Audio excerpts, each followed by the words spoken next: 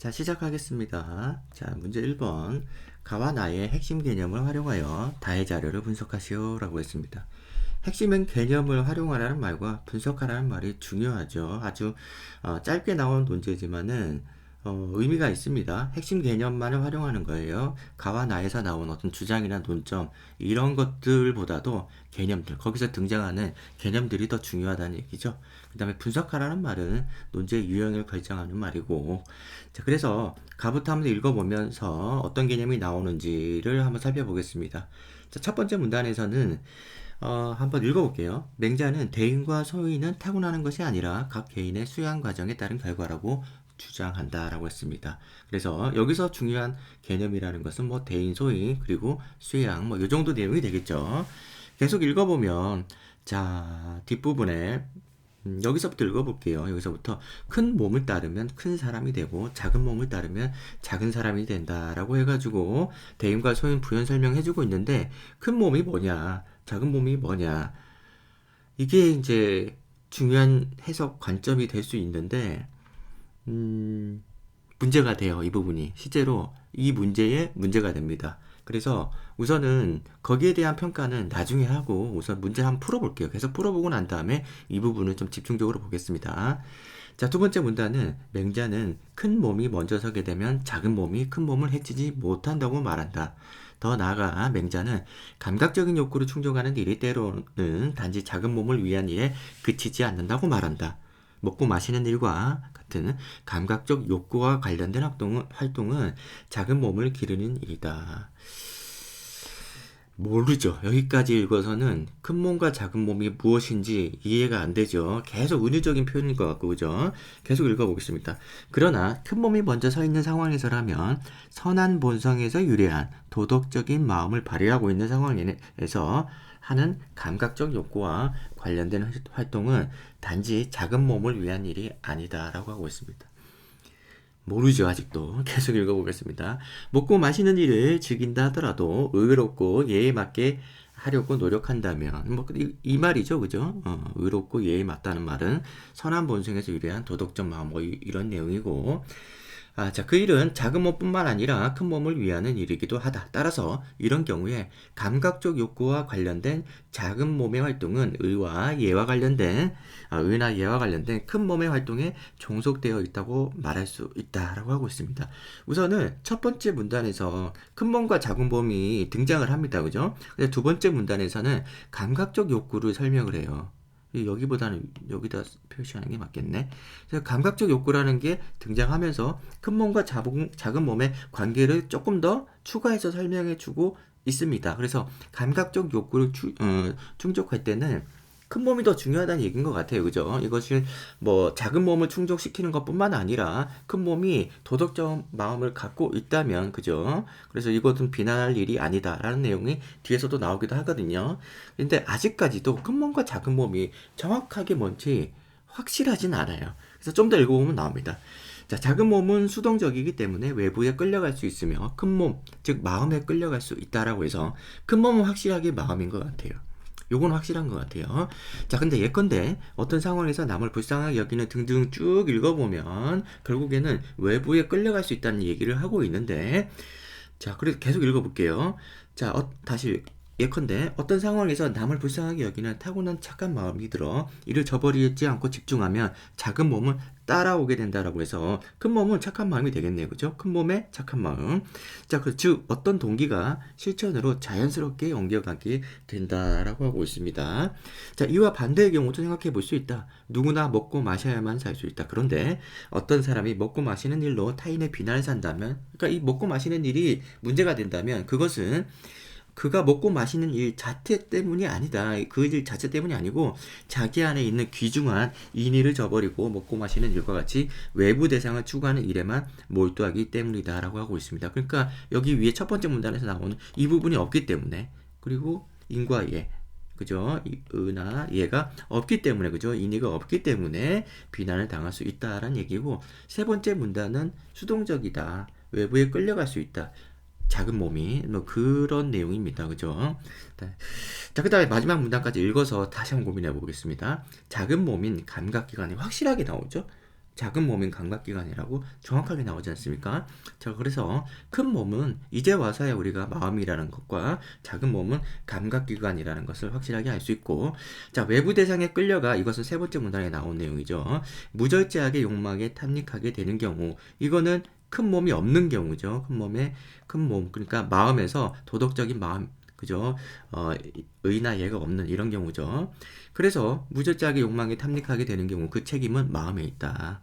이는 각 개인이 저지르는 악의 기원과 그 책임의 소재를 말해준다라고 하고 있습니다. 논리적으로 이해가 되고 있습니다. 왜냐하면 작은 몸은 단지 수동적일 뿐이기 때문에, 그죠? 큰 몸이 제대로 관리를 못하면 작은 몸이 이렇게 가능하다는 거죠. 이렇게 무절제하게 욕망에 탐닉하게 되는 거, 그죠? 가능하다는 거죠. 자, 계속 읽어보면 이는 각 개인이 저지르는 악의 기원과 책임의 소재를 말해준다. 뭐 책임의 소재까지. 언뜻 보기에 각 개인이 저지르는 악은 감각기관의 활동으로 발생하는 것처럼 보이지만 감각기관은 책임이 없다. 실제로는 마음이 제 역할을 하지 않았기 때문에 생겨난다라고 하고 있습니다. 그래서 마음이라는 것은 큰 몸이고 선한 마음이 큰 몸인 건 아니에요. 그죠? 마음 자체에서 마음은 그냥 중립적인 거고 착한 마음이 꼭 큰 몸인 것은 아니고 큰 몸은 그냥 마음이다. 여기까지 지금 자세하게 지금 계속 잔소리를 하고 있는데 이게 문제가 되기 때문입니다. 자, 그래서 우리 몸에 무언가 있기 때문에 악을 저지르는 것이 아니라 마음이 무언가를 하지 않기 때문에 악을 저지르는 것이다. 그래서 감각기관은 단지 수동적일 뿐이다라는 얘기입니다. 그래서 다시 논리적인 흐름을 살펴보면, 자, 첫 번째 문단에서는 큰 몸과 작은 몸이 등장하고,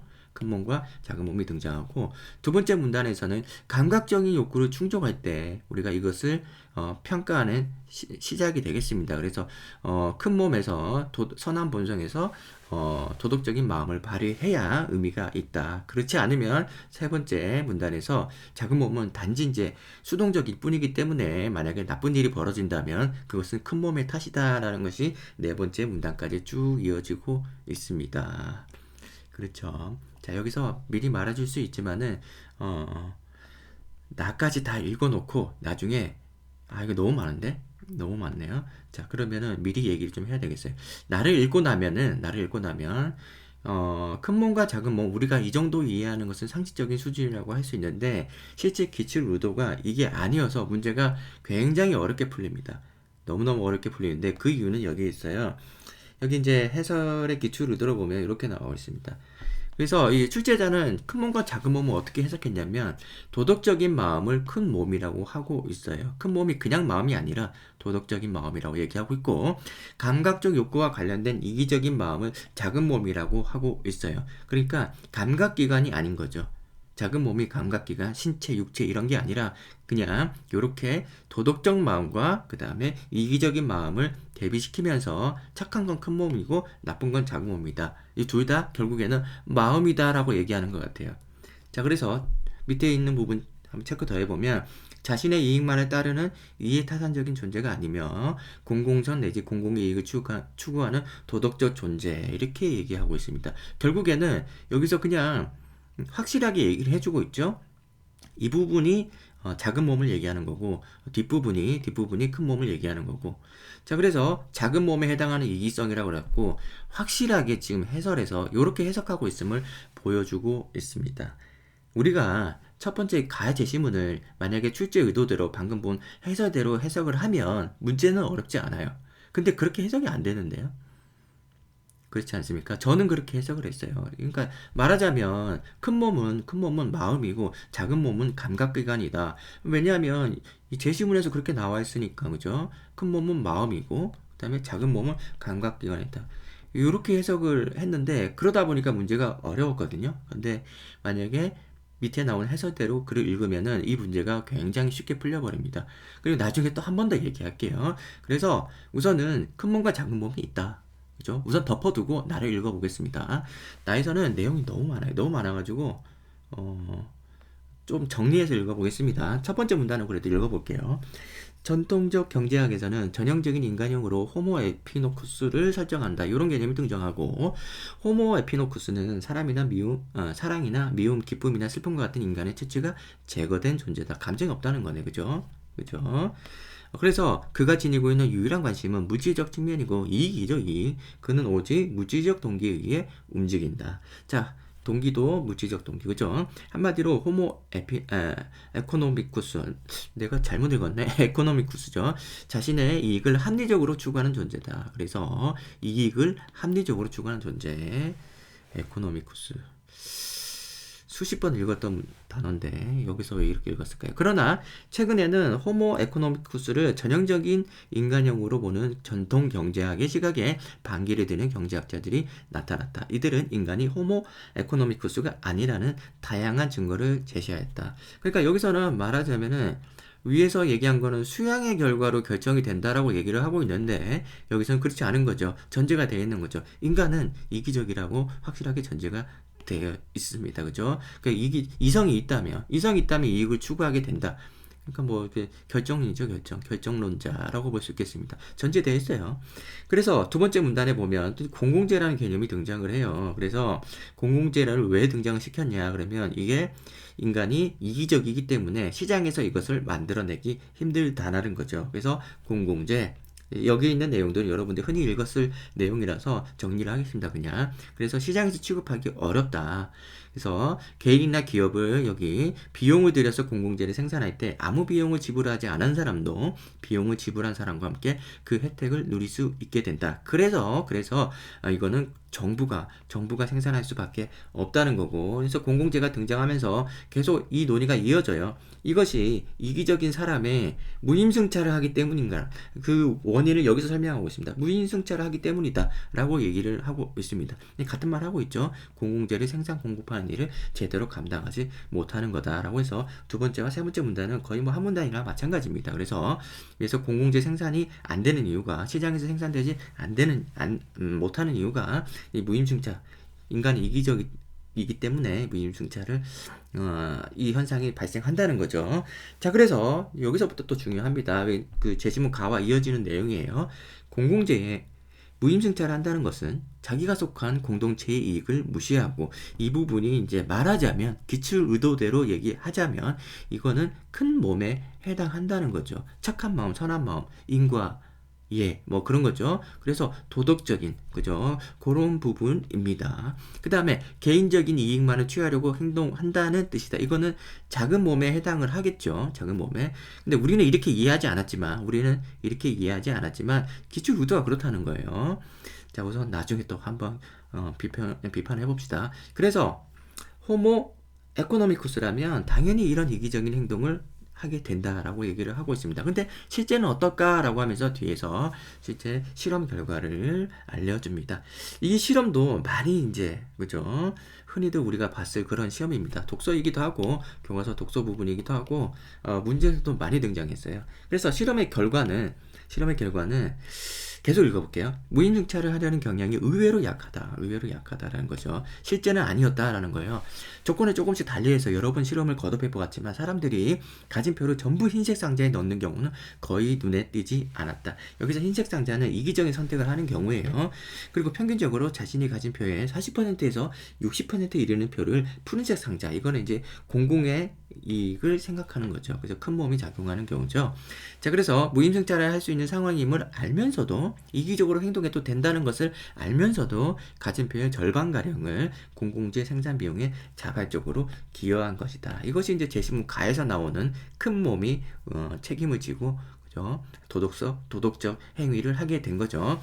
그래서 지금까지 전통적인 경제학은 호모 에코노미쿠스죠. 그래서 이익만을 추구하는 합리적 인간이 호모 에코노미쿠스의 경제 행위를 분석의 대상으로 삼았다. 그러나 공공재에 관한 실험을 통해 확인했듯이 현실의 인간은 교과서에 등장하는 호모 에코노미쿠스와 다르다. 우리가 경제 행위를 할 때 언제나 이기적으로, 합리적으로 행동하지 않는다는 것이다. 언제나 작은 몸이 그죠? 방만하게 감각적인 욕구를 채우도록 내비두지는 않는다라는 거죠.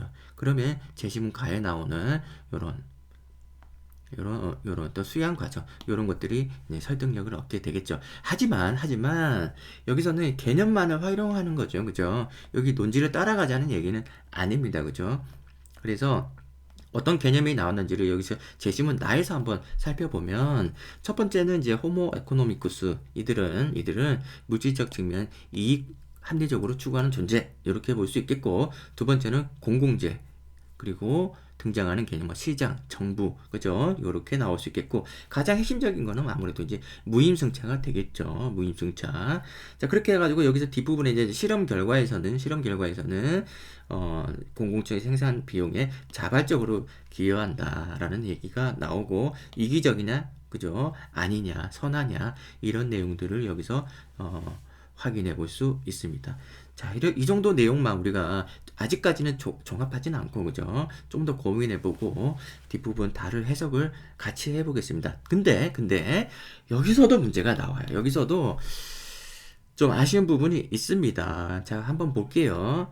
자, 여기 좀 약간 편협하게 해석하지 않았나는 생각이 들어요. 이 그래프를. 그래서 통합사회 이제 세계지리에 나온 부분인데, 자, 표 1, 2, 3, 4의 제목부터 볼게요. 수입 바나나의 일반적인 가격 구조가 나오고요.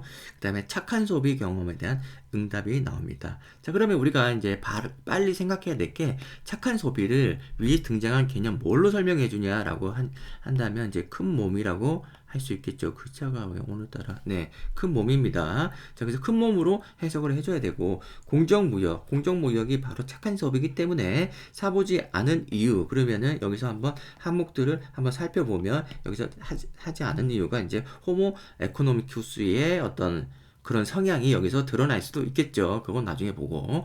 그 다음에 마지막에 공정무역 제품 소비 활성화 방안에 대한 인식. 자, 이 내용을 봤을 때 활성화 해야 된다는 얘기잖아요. 그죠? 활성화 해야 된다는 얘기고, 그러면 활성화 해야 해야 되는 이유는 공정무역 제품을 사보지 않아서이고, 그죠? 그렇다면 착한 소비에 대한 응답은 이 응답률이 부족하다는 얘기예요.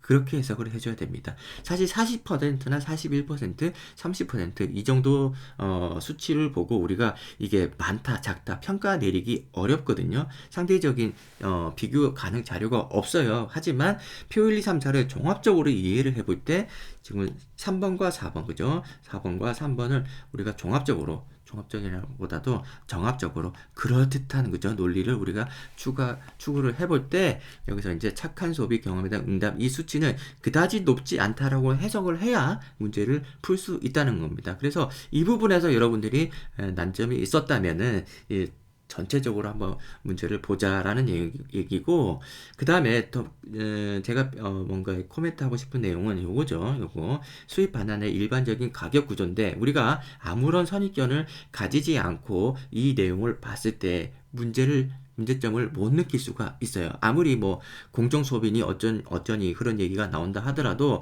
공정무역이라는 것과 착한 소비가 어떤 건지 위에서 설명이 안 돼 있지 않습니까? 그죠? 우리가 제시문에서 확인할 수 있는 내용이 없어요. 무엇이 공정무역이고 착한 소비냐 확인할 수 있는 내용 기준이 없기 때문에 우리는 이것을 우리 나름의 기준으로 해석을 해줘야 되는데 출제 의도는 근로자 임금이 어떤 가격에서 우리가 6.3%밖에 차지하지 않는다라는 부분이 문제 상황인 거예요. 그래서 출제 의도는 그런데 우리가 공정무역에 대한 그냥 어떤 특별한 선입견이라든지 배경 지식이 없다면 운송비라는 것도 나름의 이유가 있는 거고 숙성 가공 이것도 다 노동력이 들어가는 거고 자본과 노동력 이런 것들이 다 투하돼서 할 수 있는 일들인데 단순히 근로자 임금이 낮다는 것만 가지고 문제가 되냐?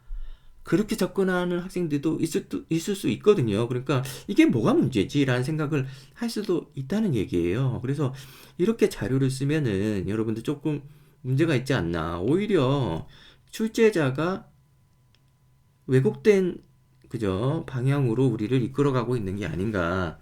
그죠? 고정관념이 있는 학생들이 오히려 이 부분을 쉽게 그죠? 넘어갈 수 있는 거고 고정관념이 없는 학생들 오히려 열려있는 학생들 그런 학생들은 전혀 문제를 못 느껴서 문제가 더 어려워지는 그런 상황이 발생할 수도 있겠다라는 생각을 해보는데요.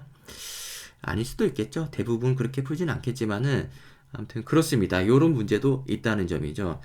근로자 임금 물론 중요하죠. 근로자 임금 중요한데 도소매업자나 관세 이런 것들도 다 의미가 있는 것들인데 운송하는 사람들은 그죠? 어떻게 하라고? 자, 그래서 어떤 배경 지식, 어떤 고정관념 이런 것들이 이 문제를 푸는데 오히려 도움이 될 수도 있는 상황이 별로 긍정적으로 평가되지는 않는 것 같아요. 이럴 거면 차라리 공정무역에 대해서 좀 더 설명을 해주죠. 그죠? 위에서 제시문에서 공정무역이 뭔지 노동자 임금, 그죠? 이 부분에 대해서 좀 더 우리가 평가할 수 있는 기준이 나올 수 있었다면, 그죠? 이런 부분들 헷갈리지 않았을 텐데 많이 헷갈렸을 수도 있겠다라는 생각이 듭니다. 그래서 이거를 평가할 때 해설의 기준으로 본다 그러면 어렵지 않죠. 자, 큰 몸과 작은 몸 어렵지 않죠? 좀 밑에서 정리해 볼까요? 정리할 자리가 없네. 자, 큰 몸과 우리가 해석한 내용과 다르게, 우리가 이렇게 쓰지 않겠습니다. 제가 해석한 것과 다르게 큰 몸과 작은 몸 이렇게 있는데, 큰 몸을 착한 거, 작은 몸을 이기적인 거, 이렇게 해석을 했다. 그죠? 해설에서는. 그런데 나에서는 뭐가 나옵니까? 공공재 생산에서, 그죠? 호모, 에코 어쩌고저쩌고. 그 다음에 뒤에서는 무임승차. 요런 내용. 그런데 실험 결과에서는 그렇지 않더라. 이런 내용으로 개념이 나오지 않습니까? 이럴 수도 있고 이럴 수도 있다. 그렇다면 큰 몸을 이렇게 해석하고 이렇게 연결하고 이렇게 하면은 두 개가 정확하게 짝이 이루어지면서 달을 해석할 때 이 공정무역을 해석할 수 있는 방법이 쉬워집니다. 그죠? 그래서 근로자 임금 너무 작다라고 비판할 수 있고요. 그 다음에 착한 소비자 경험 작다라고 해석할 수 있고, 그 내용을 찾아보면 항목별로 구매한 경험이 있고, 그 다음에 구매한 경험이 있고, 그죠? 그 다음에 구매한 경험이 있다. 그래서 이 부분을 우리가 이제 부족하지만 그래도 우리가 완전히 이기적으로 소비하지는 않는구나라고 이렇게 중립적으로 해석할 수 있고, 그 다음에 3번에서 보면은 원인을 보니까 몰라서 그런 거다. 이기적인 마음뿐만이 아니다. 몰라서 그런 것도 있다. 하지만 가격이 비싸서 이거는 이제 호모 에코노미쿠스로 해석을 해줘야 되겠다라는 생각을 해볼 수 있겠죠. 그럼 활성화 방향에 대한 인식은, 그죠? 요렇게 홍보하고 채널을 확대하고 가격을 인하하고 이런 내용들이 나오죠. 뭐 가격을 인하해야 된다는 것도 역시 마찬가지로 에코노미쿠스, 그죠? 여기에 대한, 그죠? 감안이 되겠죠. 그죠? 이걸 감안해서 우리가 활성화해야 된다는 인식이 있다는 거죠. 자, 그래서 이렇게 해석을 하면 예시 답안부터 먼저 보겠습니다. 보고 나중에 또 생각을 해볼게요. 이렇게 해석하면 어렵지가 않아요, 문제를. 근데 여기서는 이제 답안만 한번 신경 써서 보면은 표를 먼저 정리를 해놨어요. 표를 먼저 정리를 해놓고 그 다음에 여기에서 중간중간 가와 나에 나오는 개념들이 쏙쏙 들어갑니다. 자, 표 1을 보시면은 근로자 임금 비중이 터무니없이 낮은 이런 해석, 그죠? 하고 있습니다. 바나나 가격의 불공정한 구조, 그죠? 그 다음에 표 2에서는 이와 같은 불공정함을 개선할 때 기여할 수 있는 공정무역 제품을 구매한 사람들의 비율이 그다지 높지 않다. 이 평가도 역시 마찬가지로 이렇게 하고 있습니다. 쉽지 않은데, 아무튼 표 3에서 가격이 비싸거나 제품이 다양하지 않아서 공정무역 제품을 구매하지 않는다는 응답과, 그죠? 이렇게 하고 있고, 표 4에서 가격이 인하되면 공정무역 제품이 가격 인하의 문제죠. 소비가 활성화될 것을 본다는 응답이 약 40%에 이르는 것은 물질적 동기가 여전히 작용한다. 이기적으로 행동하는 이런 특성을 반영할 수 있다. 그러니까 결국에는 이 표를 해석할 때 위에서 나온 제시문 나에서 나온, 그죠? 그 내용, 그 다음에 가에서 나온 그런 내용들을 여기다가 포함시켜가지고 그걸 이용해가지고 해석을 해주고 있는 거예요. 그죠? 그래서 그러나 표 위에서 공정무역 제품을 구매한 본 경험이 있는 사람이 40% 정도 된다는 것은, 그리고 표 3에서 판매처를 모르거나 존재 자체를 몰라서 제품을 구매하지 못한 경우가 많다는 점, 그리고 표 4에서 너무 복잡하다. 이렇게 길게 쓰면 안 돼요. 아무튼 공정무역의 취지가 잘 홍보되고 판매 채널들이 확대되면 공정무역 제품의 소비가 활성화될 것으로 보는 인식이 결국에는 큰 마음에 대한 희망을 품게 하는 거죠. 자, 그래서 인간이 단순히 이게 뿐만 아니라 선한 본성도 발휘할 수 있다. 그래서 큰 몸으로 작은 몸을 다스릴 줄 아는 존재임을 확인할 수 있다라고 얘기하고 있습니다. 그래서 이것은 제시문 가의 어떤 주장이라고 볼 수 있겠죠. 다스릴 줄 알아야 된다. 그런 주장인데 그 부분을 여기다 가져와서 끌어다 쓰고 있습니다. 근데 사실 마음에 들지 않습니다. 이 답안에 방향이 굉장히 마음에 들지 않는데, 그럼에도 불구하고 그걸 떠나서 어떻게 글을 쓰고 있는지를 한번 잘 살펴보면은 우리가 잘 배워야 될 부분이 있겠죠. 그래서 우선 표와 표 2에서, 표 1과 표 2에서는 그다지 우리가 배울 점은 없고, 표 4에서 표사를 해석할 때 무지적 동기, 이기적 행동 이런 것들을 가져와서 쓴다는 거, 호모 에코노미쿠스를 가져와서 쓴다는 점, 그 다음에 표 4를 해석할 때 이렇게 선한 본성, 그죠? 이런 것들을 가져와서 쓴다는 점이 중요하겠죠. 자, 그래서 이 문제는 기출 의도에 따르면은 이렇게 풀면 되는 게 맞는데, 과연 이거를 그냥 읽었던 학생들이 큰 몸과 작은 몸을 선한 본성과 이기적인 마음으로 읽었겠는가라는 부분을 한번 우리가 고민해 보면은 그렇지 않을 가능성도 충분히 있다. 왜냐하면 제시문에서 명백하게 드러나 있기 때문에 작은 몸은 감각기관이라고 여기 나오지 않습니까? 그래서 작은 몸, 아까도 얘기했지만은 이 체라는 게 실체인데, 그죠? 실체인데, 큰 몸이 마음이고, 그죠? 작은 몸은 마음이 더 중요하다는 의미에서 마음을 대체라고 쓰고, 그 다음에 작은 몸은 중요성을 따져봤을 때 수동적이고, 그죠? 그 성향이나 특성을 따져봤을 때 작은 몸이라고 썼고, 그 몸은 실제 우리 몸을 얘기하는 게 아닌가 라는 생각을 해보거든요. 근데 여기서는 출제자가 저렇게 해석을 해놨습니다. 본인 지금 출제자가 지금 문제를 다 내놓고 몇 년 지났지 않습니까? 지금은 이 문제를 어떻게 생각하는지, 본인의 실수라고 생각하는지 제가 묻고 싶습니다. 제가 볼 때는 문제에 오류가 있다고 봅니다. 그래서 결국 그렇게 푼 학생들은 어떤 난점이 되냐면은 작은 몸 이렇게 쓰지? 예, 큰 몸과 이거를 작은 몸을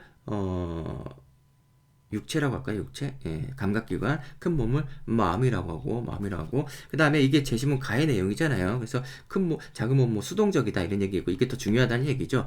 예, 나에서는 저 이기적인 호모 에코 어쩌고저쩌고, 그죠? 그 다음에 이게 이제 이기적인 마음이고, 무임승차를 하게 만들고, 그죠? 이런 게 아니라 뒤에서 나오는 공공재가 나오면서 공공재 소비를 선한 마음으로, 그죠? 선한 마음으로 이렇게 공동체 이익을 생각하는, 배려하는 그런 마음으로 이렇게 분류를 할 수 있다는 거죠. 그러면은 이 마음이 여기 있잖아요. 마음이. 근데 마음은 선한 마음을 가질 수 있느냐 없느냐로 나눠지잖아요. 그죠? 선한 마음이 있을 수도 있고 아닐 수도 있다. 그죠? 마음이니까. 그래서 선한 마음으로 작은 몸을 우리가 잘 조절해야 된다, 관리해야 된다 이런 내용이라면, 여기 큰 몸에서 요렇게 우리가 해석을 각자 해줄 수 있고, 이 작은 몸이 붕 떠요. 그러니까 짝이 되지 않고 요렇게 짝이 되지 않고 이게 이렇게 해석이 되는 이런 상황이 된다는 거예요. 그래서 여기서 제시문 나에서는 작은 몸이 나오지 않지 않습니까? 연결되는 내용이 없어요. 그러니까 작은 몸이 붕 떠버린단 말이죠. 이러니까 1번 문제가 굉장히 어려워져 보이죠. 그죠? 너무너무 어렵고, 그렇습니다. 이건 문제가 조금 많아요. 문제가 좀 많습니다. 그래서 이게 2번 문제까지 연결되어 있지 않습니까? 그죠? 2번 문제까지 연결이 되는데, 실제로 제시문 문제 1번과 문제 2번에서 각 연도의 기출 문제를 살펴보면은 가와 나를 정리해 가지고 다를 해석하시오라는 것과 가와 나를 관련지어서 라를 해석하시오라는 문제가 나올 때, 가 나의 일부의 개념이 다를 해석하고 가 나의 나머지 개념이 라를 해석하고 이런 경향의 문제들이 나오거든요. 그렇기 때문에 뭐 그러려니 하고 넘어갈 수 있어요. 뭐 어떤 문제점을 인식하지 못하고 넘어갈 수 있어요. 왜냐하면 여기에 있는 작은 몸이 여기선 쓰이지 않았겠지만, 1번 문제에 쓰이지 않았겠지만 2번에서는 나오지 않을까라고 생각을 하며 2번을 봤는데 2번에서도 안 나오죠. 그래서 이번에 왜 이렇게 어렵지라고 생각하면서 탈락을 해버리는 거죠. 합격을 못하는 거죠. 자, 그런 어떤 문제점이 있습니다. 출제 의도 자체는 좋았다고 보는데요. 제시문 가를 이렇게 쓰면 안 되지 않나 하는 생각이 듭니다. 자, 그래서 이 정도 내용을 하고, 사실 이 도표를 해석하는 문제도 이렇게 답안을 그렇게 쓰면 안 된다고 봐요. 그래서 우선은 제가 추천하는 방식은 가나의 핵심 개념을 활용하여 다의 자료를 분석하시고 했으면은 가와 나의 핵심 개념을 우선 요약 정리를 먼저 해주세요. 그 다음에 다의 도표의 내용을 묘사를 하면서 적용을 해줘야 되겠죠. 요렇게. 그래서 요약 정리된 개념들이, 어떤 개념들이 등장을 할 거 아닙니까? 그죠? 그래서 다의 도표도 요런 개념들로 분석해 볼 수 있다라는 문장을 쓰고 다를 들어가요. 다시 들어가면서 여기 있는 개념들이 이렇게 적용시켜 가지고 이거를 해석을 해주면 되겠죠. 그래서 이 구체적인 내용은 이미 문제적 상황이기 때문에 이 내용들을 우리가 깊이 살펴보는 것은 좀 쉽지 않죠, 그죠? 이미 공정무역이나 착한 소비에 대해서 우리가 동의하지 않는다면, 동의한다면 이 답안에 있는 내용을 쓰시고, 저는 아무리 봐도 동의가 안 돼요. 동의가 안 돼서 공정무역에 대한 어떤 그 기준이 있으면은 모르겠는데 기준이 없는 상황에서는 이 해설대로 읽기가 쉽지 않겠다라는 생각이 듭니다. 자꾸 이제 문제만 제시하고 여러분들한테 이 문제를 깔끔하게 기분 좋게 그냥 마무리 지어서 와 잘했습니다 박수 이렇게 하고 넘어가지 못해서 좀 미안하긴 한데 이렇게 푼 학생들이 분명히 있을 거란 말이에요. 그래서 그런 학생들이 좌절하지 말기를 하는 생각에 제가 한번 이렇게 좀 강조해서 설명을 합니다. 그래서 이 문제를 잘 푼 학생들은 그대로 잘 푼 거니까 이 해설이 뭐 큰 도움이 되지는 않을지라도 그래도 반성을 해볼 수 있다고 생각해요. 저렇게도 생각할 수 있고 그것이 어떻게 보면 객관적인 해석일 수 있겠구나. 그런데 나는 왜 이렇게 풀었지? 라는 생각 한번 반성을 해보시고 반성이 아니라 한번 고민 한번 해보시고 이렇게 제가 강의한 대로 이렇게 생각해가지고 문제가 어려웠던 학생들은 본인의 잘못이 아니다. 그죠? 저같이 그렇게 강의 생활 10년 넘게 한 사람도 이 부분이 이상하다라는 것을 여러분들이 참고하시고, 그죠? 네. 1번 문제 이렇게 정리할게요.